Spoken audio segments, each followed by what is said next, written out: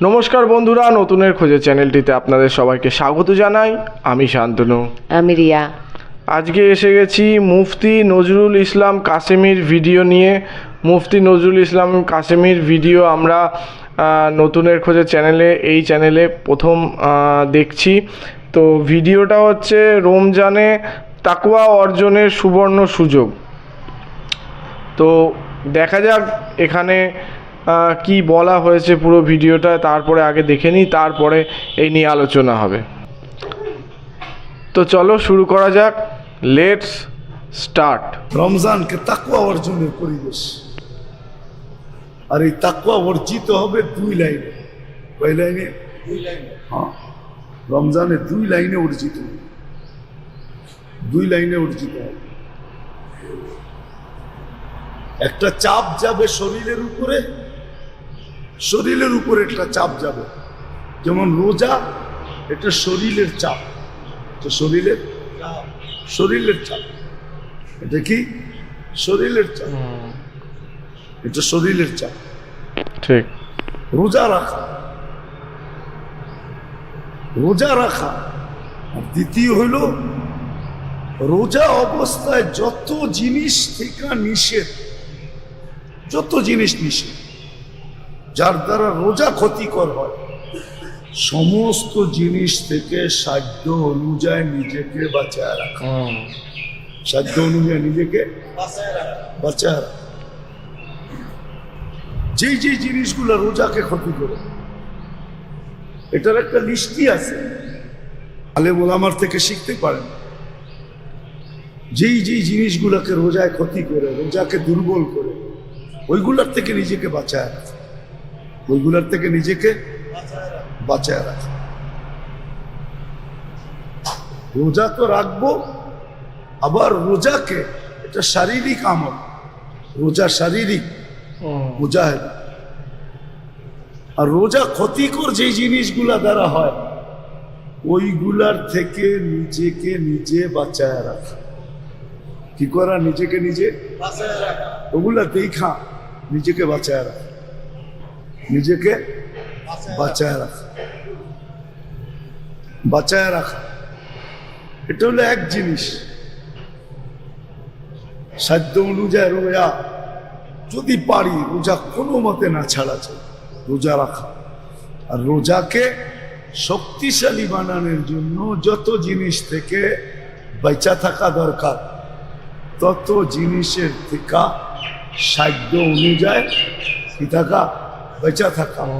তাহলে রোজার ভিতরে, রোজায় যা দেওয়ার তাকওয়া দিবে রোজা আমাদেরকে। একদম একদম। রোজা আমার ভিতরে তাকওয়া পয়দা করবে, রোজা আমার ভিতরে কি করবে? তাকওয়া পয়দা করবে। আর দ্বিতীয় যেটা হলো, দ্বিতীয় যেটা হলো, দ্বিতীয় যেটা হলো, দ্বিতীয় যেটা হলো, দ্বিতীয় যেটা হলো, রমজান মাসে রোজা নষ্ট হয় এরকম জিনিস থেকে বাঁচা। দ্বিতীয় হলো সর্বলাইনে মাহারেম থেকে বেঁচে থাকা, হারাম জিনিস থেকে কি করা? বেঁচে থাকা, বেঁচে থাকা।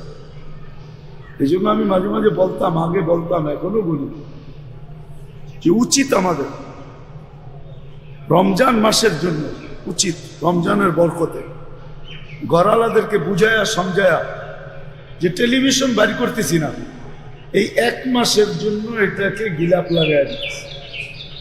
দেখবেন শীতে আইলে এসিরে কাবার পড়া, শীত আসলে এসির উপরে কি করে কাবার দেয়। কেন? এমনি বন্ধ রাখলেই তো হয় না, দুলাবালু যায় আরো বেশি নষ্ট হয়ে।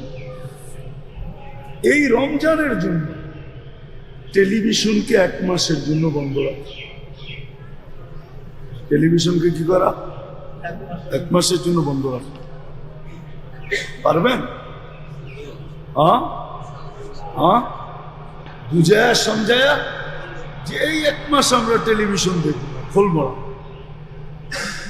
এরপরে দেখা যাবে কি হয়। শুধু রমজানের বরকত, তাইলে দেখবেন যে অনেক গুনার কামের থেকে বেঁচে যাবে। দ্বিতীয় হলো যত মাহারেম আছে, আল্লাহ যত হারাম কাম নিষেধ করছেন যেগুলা, ওগুলার থেকে এই মাসে নিজেকে দূরে রাখা। এই মাসে নিজের থেকে কি রাখা? দূরে রাখা। আর তৃতীয় একটা জিনিস আছে,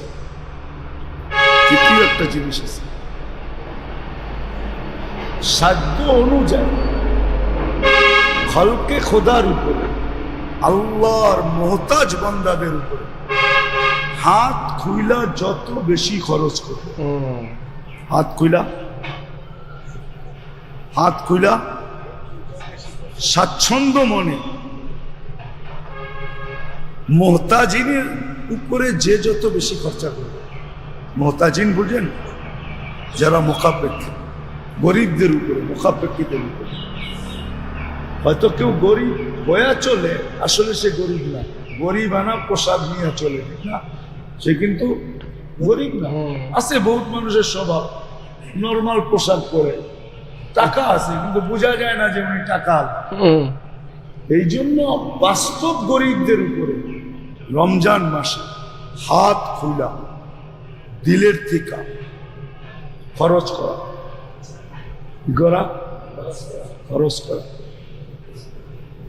তাইলে দেখা যাবে একটা বদনি হবে, একটা মালি হবে ইনশাআল্লাহ। যদি এই কটা কাম রমজানে করতে পারি, তাইলে আল্লাহ রমজান যে একটা তাকওয়ার পরিবেশ আল্লাহ আমাদেরকে দিয়েছেন, ওটা আল্লাহ আমাদেরকে নসিব করবো তো ইনশাআল্লাহ। পাক্কা ওয়াদা মনে থাকবে তো? আর সাথে সাথে রমজানের সময়গুলোকে হেফাজত করবে। বড় সহজ, অল্পতে অনেক দূর যাওয়া যায়, অনেক দূর যাওয়া যায়, অনেক দূর যাওয়া যায়, অল্পতে অনেক দূর। মার্বেল দেখছেন না? মার্বেল আস্তে ছাড়লেও অনেক দূর গড়ায়, ঠিক না? কি মনে হয় বোঝেন নাই? পিংপং বল দেখছেন না?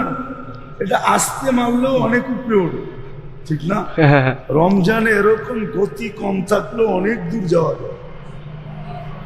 এই জন্য কিছু খাস খাস আমল রমজানে বাড়ায়া দেওয়া চাই। যেমন কলেমা 1000 পড়লে 70,000 হয়ে যায়। 1000 পড়লে 70,000-এর একটা নেশাব আছে কিতাবে। ডেলি 1000 পড়ি, নিজের লিগেও রাখি, আত্মীয় স্বজনকেও দেই, মা বাবাকে দেই, দাদা দাদি ভাই বোন যারা চলে গেছে সবাইকে দেই বক্সে। 1000 দুরূদ পড়লে 70,000 হবে। হ্যাঁ, 1000 দুরূদ পড়লে কত হবে? 70,000 হবে। কতবার? 70,000 বার। 1000 কলেমা 70,000, 1000 ইস্তিগফার 70,000 ইস্তিগফার। হ্যাঁ, একবার সূরা ইয়াসিন 700 কোরআন খতম, 3 বার সূরা ইখলাস 70 বার কোরআন খতম। এই জন্য বাইসা এই জিনিসগুলা রমজানে বাড়ায় দিই, কলেমা বাড়ায় দেই, দুরুদ 1000 পড়ি, কলেমা 1000 পড়ি, ইস্তিগফার 1000 পড়ি, সুবহানাল্লাহ আলহামদুলিল্লাহ ওয়ালা ইলাহা ইল্লাল্লাহ আল্লাহু আকবার 1000 বার পড়ি। বেশি সময় লাগে না। ডেলি সূরা ইয়াসিন একবার পড়ি। না পারি, যে পড়তে পারে ওর কাছে বসে বলেন ভাই তুমি পড়ো, আমি একটু কান পাইতে শুনি, তাইলে আপনার সমান সওয়াব পাবেন। সূরা ইখলাস প্রত্যেক নামাজের পরে 3 বার পড়েন। 3 বার পড়তে আর কতক্ষণ লাগে? 70 বার কোরআন খতম। 5 ওয়াক্ত পড়লে কত হবে? 5 7 35, কত হবে? 350 বার কোরআন খতম করার সওয়াব পাবেন। যদি প্রত্যেক নামাজের পরে পড়তে পারেন 10 বার, এখন একবার 10 বার পড়লে একটা জান্নাতে বাড়ি হয়। আর প্রত্যেক নামাজের পরে 10 বার পড়লে জান্নাতে 70টা বাড়ি হবে। 570 কত 350টা বাড়ি ডেলি জান্নাতে হইব। আপনি বলবেন আল্লাহ এত জায়গা কই পাইব, ঠিক না? সময় নাই, নাহলে আপনার আমি জায়গা দেখাইতাম জায়গা কই রাখা আছে। আল্লাহ জায়গা বানায় রাখছে, আমাদেরকে বইরা নিতে বলছে, যত নিতে পারি জায়গা শর্ট হবে। আপনাদের বিজ্ঞান বলে আল্লাহর আকাশের উপরে যেতে হইব না, উপরের জায়গা তো আলাদা রয়ে গেছে। আপনাদের আকাশের নিচে এত জায়গা আমি দেখাবো বিজ্ঞান দিয়া, যেই কলেজ স্কুল পড়ুয়া ছেলেদের মাথা পাগল হয়ে যাবে। কি একটা নক্ষত্র আছে ব্যাটেল জেস, এটা সূর্যের চেয়ে 100 কোটি গুণ বড়। সূর্য আমাদের দুনিয়ার থেকে কয় লক্ষ গুণ বড়? হ্যাঁ, কি 13 লক্ষ গুণ বড়। আর আরেকটা নক্ষত্র আছে ব্যাটেল জেস, যেটা সূর্যের চেয়ে 100 কোটি গুণ বড়। সূর্যের চেয়ে। এবারে হিসাব করুক বাড়িতে যে ক্যালকুলেটর দিয়া, যে ওইখানে কত মানুষের জায়গা হইব। জি, আসবো না? কি তোমাদের ম্যাথমেটিক্স ফেল হয়ে যাবে? আছে আমার কাছে এই তথ্য আছে, এখানে আছে, আল্লাহ বইরা দিছে, কিন্তু বয়ান করি না, কারো মাথায় ঢুকবে না। আমিও পাগল হয়ে যাবো ভাবতে গেলে।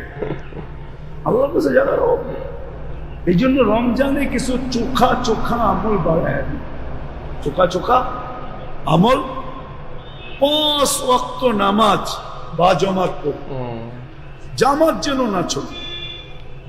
আর রমজানের নফলের মাত্রা বাড়ায় দেয়, কেননা রমজানে নফল থাকে না, কি হয়? কি ফরজ। যদিও হাদিসে আছে নফল বেশি পড়ো, যেন ফরজের ঘাটতি পূরণ হয়। আমি যদি রমজানে নফল বেশি পড়ি, এটা কি হবে? আমি নফল দিয়ে আমার ফরজের ঘাটতি পুরা করতে কেন যাব? আমার তো ফরজ দিয়েই ফরজের ঘাটতি পুরা হয়ে যাবে। আল্লাহ সুযোগ দিয়েছে, নফল বেশি বেশি পড়বো তো, পাক্কা ওয়াদা। হ্যাঁ, আর যখনই সুযোগ পাবো রমজানে, যখনই সুযোগ পাবো, কাজের থেকে সুযোগ পাইলি মসজিদের ভিতরে সময় দিতে চেষ্টা করি। এই পর্যন্তই আছে এটা। সত্যি একটা সুন্দর ভিডিও দেখলাম মুফতি নজরুল ইসলাম কাসেমী সাহেবের। রোজার মাসের যে রোজা রাখা হয় এবং তার গুণাগুণগুলো বললেন, যে কি হয় রোজার মাসে আল্লাহ বা ঈশ্বরের নাম নিলে সেখানে কত তার উপকারিতা রয়েছে, এবং তার পরবর্তীকালে এই যে আমাদের এখানের কি বলবো জীবন, তারপরে মৃত্যুর পরে যে জীবনে কি কি উপকারিতা হতে পারে, এবং যে আল্লাহ সেই যে নাম করা, রমজান মাসে যে তার নাম করা হচ্ছে, তাকে স্মরণ করা হচ্ছে, এটা তিনি আল্লাহ বা ঈশ্বর তিনি খুব ভালো চোখে দেখেন। তো এর গুণাগুণগুলো বললেন, সত্যি আমার খুব সুন্দর লাগলো। ওনার ভাষণ, ওনার কথা, ওনার ওয়াজ আমার খুব ভালো লাগে দেখতে, কারণ খুব শান্তভাবে, খুব সুন্দরভাবে, বেশি চিল্লামিল্লি না করে খুব সুন্দরভাবে উনি বোঝান কথাগুলো। তো ওভারঅল আমার খুব ভালো লাগলো ভিডিওটা। আর উনি রোজা রাখার বিভিন্ন পদ্ধতিগুলো বললেন। রোজা শুধু আমাদের শরীর না, মনটাকেও শান্ত রাখতে সাহায্য করে, মনেরও একটা পরিবর্তন আসে। আর সত্যি কথা বলতে এই যে বক্তব্যটায় উনি বোঝালেন যে শুধুমাত্র টিভি বা ফ্রিজকে কভার পরিয়ে রাখা না, নিজের মনটাকেও কিছুটা সংযত করতে শেখায়।